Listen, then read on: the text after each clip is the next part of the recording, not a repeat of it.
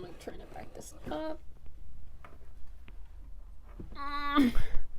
This daylight saving stuff, not loving it. But here I am making a video like this. Hi. It's been a long time. If you're new to this channel, welcome. This is where I kind of talk about my mental health online to complete strangers, unless if you know me and you know that I have this YouTube channel. Hi there. It's been a while. I'm back. Sadly. Before I start my video and everything, I will say that this channel used to have more videos. I put a lot of my videos on private. They were called vent videos, which venting,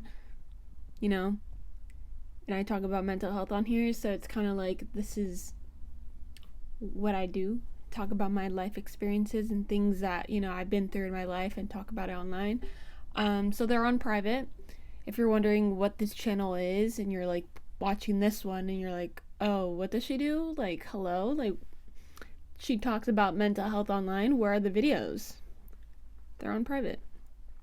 And I'll talk a little bit more why they're on private in this video, but I just wanted to put that out there before people start watching this video and they're like, wait, I thought this is her only vulnerable video that she has on this channel.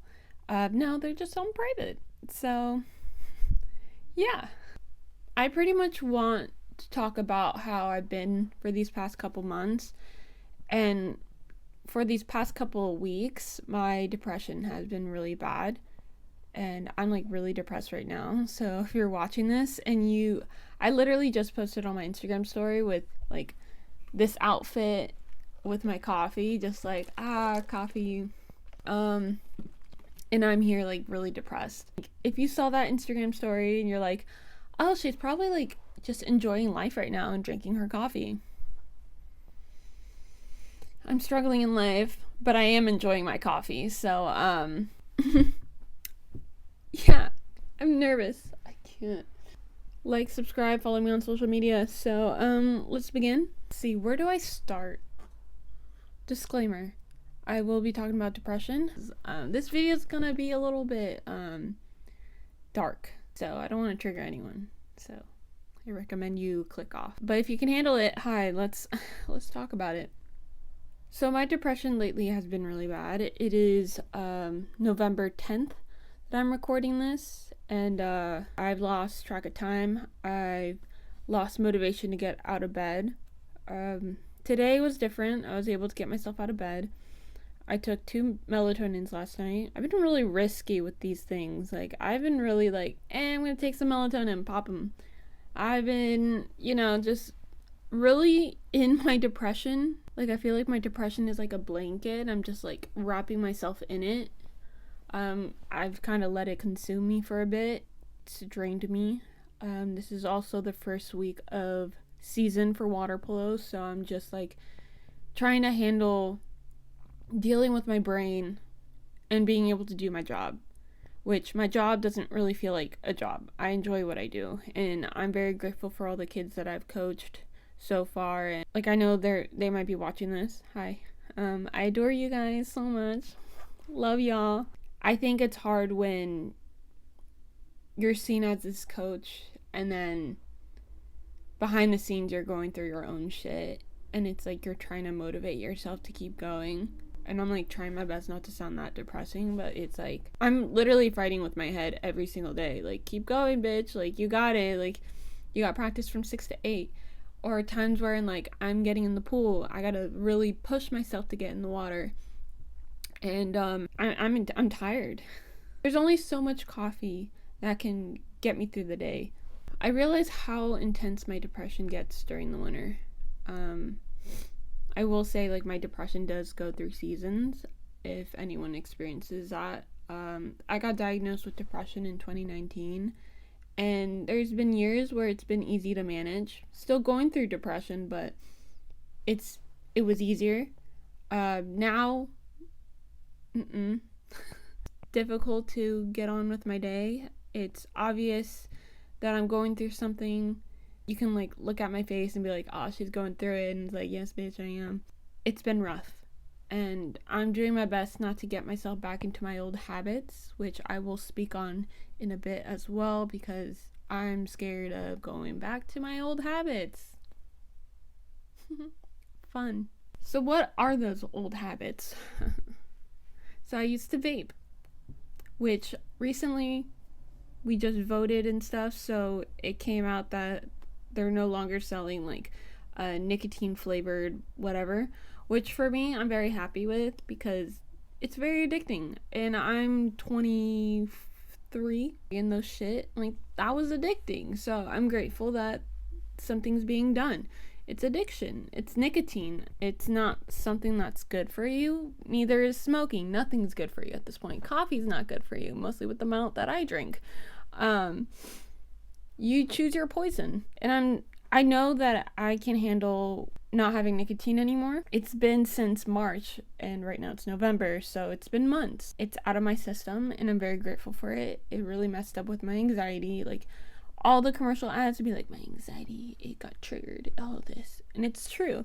My anxiety was really bad, and my depression was really bad. My emotions were all over the place, and it wasn't the hormones. Drinking is the next thing. I'm scared to go back to drinking like crazy with no control. And what I mean by that, drinking with no control, I'm drinking for the wrong reasons. That's what I'm scared about. When I used to bartend and everything, I kind of gave myself an excuse of, oh, I make drinks. Oh, I'm old enough to be at the bar. Let's go. And it's like, no, girl, you have practice the next day. You have a game the next day. Bitch, you're exhausted. Go home. I didn't allow myself to get rest. I didn't think I deserved to get rest. I felt like I deserved to get a beer after a long day at work. Like, I was hurting a lot. In the beginning of the year, I was in so much pain. I was working at a place that didn't really care about my well-being and my mental health. Of course, there's people in my life that I'm very grateful for that I've met with working at the restaurants and stuff. One of the things that really hurts from looking back at my old self from just this year is like, I allowed people to use me, to take advantage of my heart, and, you know, I let people walk over me when I'm like at my most vulnerable. And, you know, I'm at the same time, I'm very grateful that things happen, because now I don't allow that shit to happen again. I've been surrounded by better people now, but I'm going to talk a little bit about that, because yes, I have better people in my life now, but sometimes with depression, all those people, I seem to, you know, want to cut bridges. I just want to self-sabotage and destroy all the good people in my life. I just want to cut them off and be like, you know, I don't deserve this person, I don't deserve this person, I don't deserve anyone. And I'm scared that I'll let that happen again. I've done it before, and I'm scared to do that again. This time I actually have good people in my life. Last time was, there's some people that I'm very happy I cut off, but here we are. There's a lot going on, and if you're watching this video and you're like, shit, this is a lot, you're overwhelming me, you can click off this video. I don't expect anyone to be watching. This usually helps me a lot to kind of learn how to be vulnerable, and, you know, learning how to be vulnerable in person with people close to me it's new. So that's also the reason why I've been gone. I've been learning how to be vulnerable in person than online, so I can be able to do both. It's a work in progress being vulnerable, and it's not an easy thing to do. Mostly if you struggle with depression. Sometimes having to explain to someone I'm depressed, and then people ask me why, and it's like, sometimes I don't really have a reason why I'm depressed. I just wake up and my brain's like, you're gonna be feeling like shit. Sorry. Sometimes it doesn't say sorry, but I'm saying, like, it's how my brain works. Other days, I do get triggered. It can be little things like not sleeping. It could be too much caffeine. It could be stress. That usually triggers me. But if it's the intense stuff, like family triggers me. people's attitudes trigger me because it reminds me of people from the past that like really hurt me. Sometimes for me it's the weather. It is colder now. It's beautiful out, but daylight savings is really fucking it up. I'd rather be indoors than outside, even though it's so nice out after a couple days of rain. I'm stuck indoors. I don't know what to do. I enjoy being indoors when it's fucking beautiful outside, and then when it's pouring rain, I'm like, yes, give me the fucking rain. Even though I don't like driving in the rain. It's very confusing. I'm so sorry. I don't know. I feel like I'm letting myself down, and I feel like I'm suffocating. And again, this is me during depression. Like, I feel like this all the time when I'm depressed. It just gets more intense during, like, holiday season, winter season, and stuff. I think the hard part, I'm going to bring the church stuff that I've been doing lately. I'm in the church now, which is a shocking thing to say. I was raised Catholic. I'm at a Christian church now. It's very different. I also used to go to church in Spanish, so even more different. It's been new. With anything involving faith, it's gonna be a roller coaster. You're gonna have moments where you're like, I don't trust this, or I'm gonna question everything, or what is faith, and mostly with depression, it's more intense because it's like, do I believe? Do I not? Or do I believe in myself? Do I feel like I belong here? And a lot of it is belonging. I don't feel like I belong anywhere, and I've had people in my life making me feel like I don't belong anywhere, so it's hard for my brain to be like, no, you belong here. You're welcomed.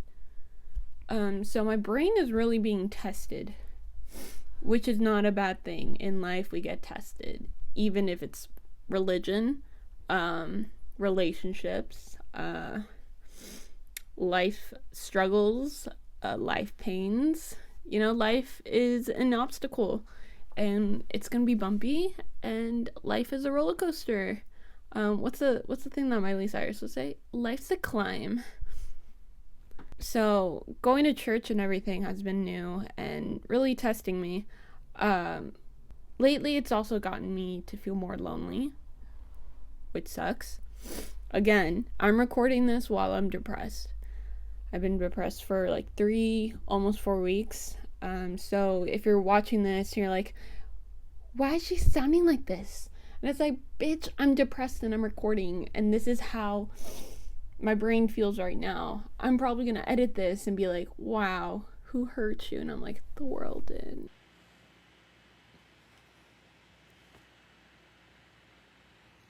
What's hard about going to church and being depressed, and it's something that I'm trying to not make me want to leave the church, it's when people don't understand mental health in general.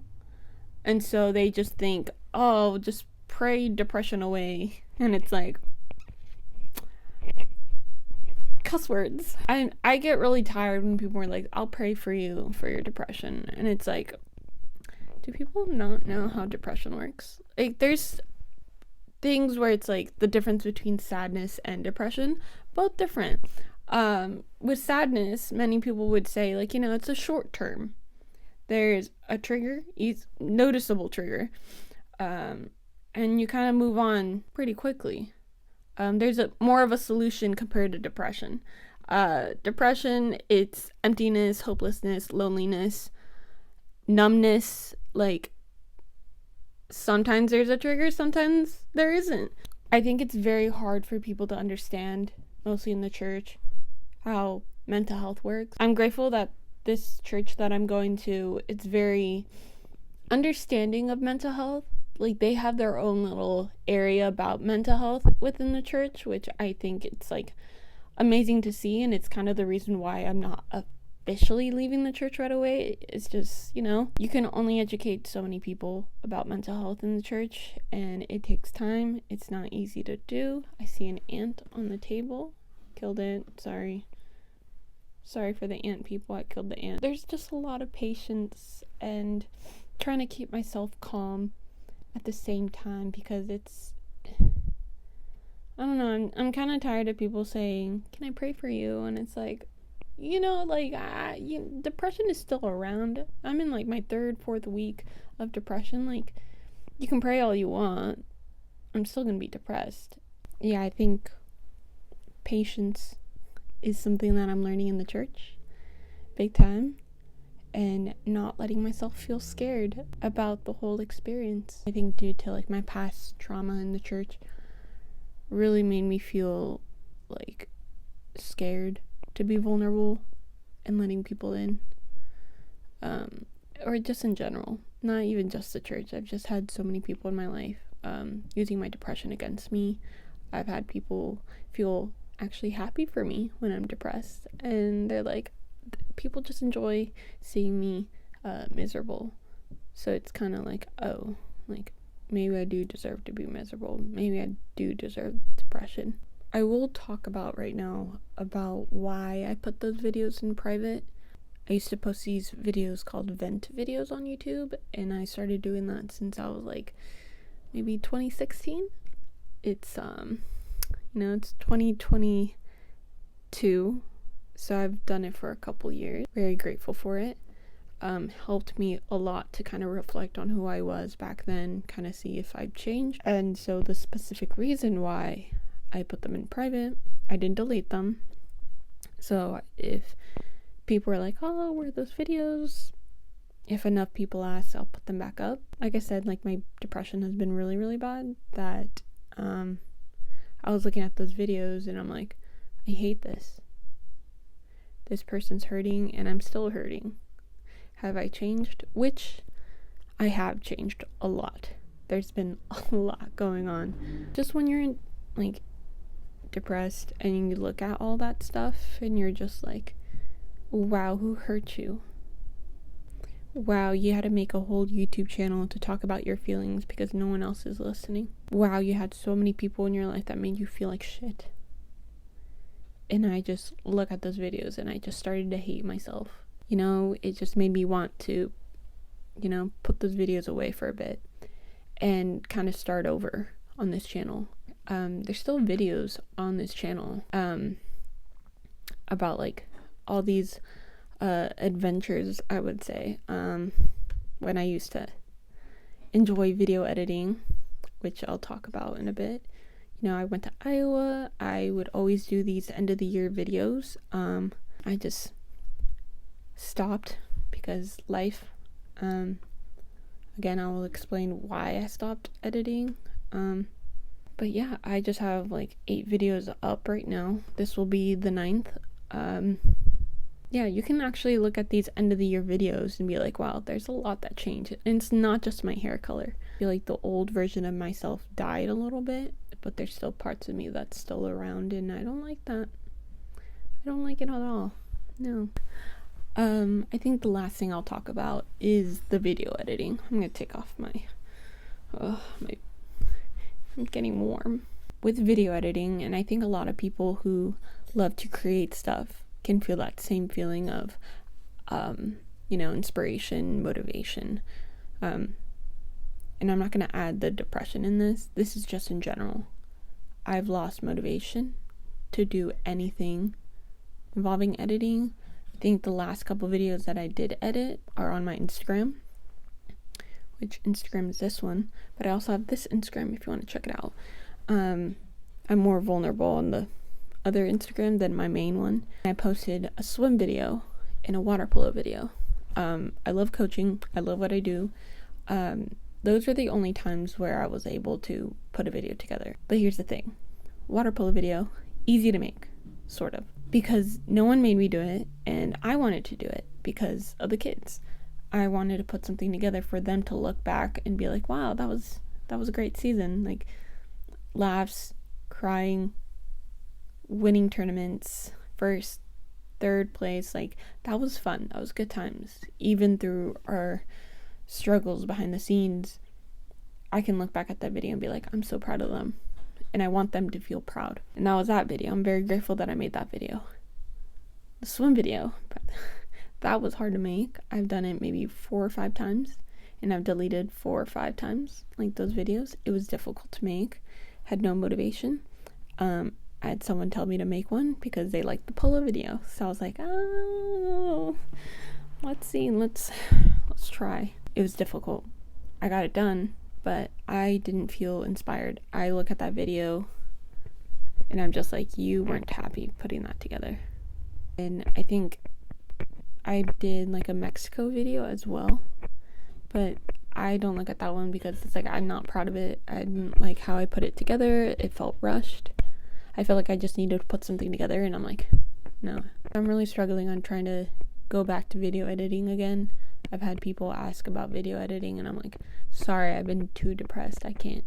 So let's see how, I put this video together. It's gonna be hard, but I'm trying to find balance in my life because I can't seem to have it in my brain. There's no chemical balance up here, so there's so much noise behind the scenes.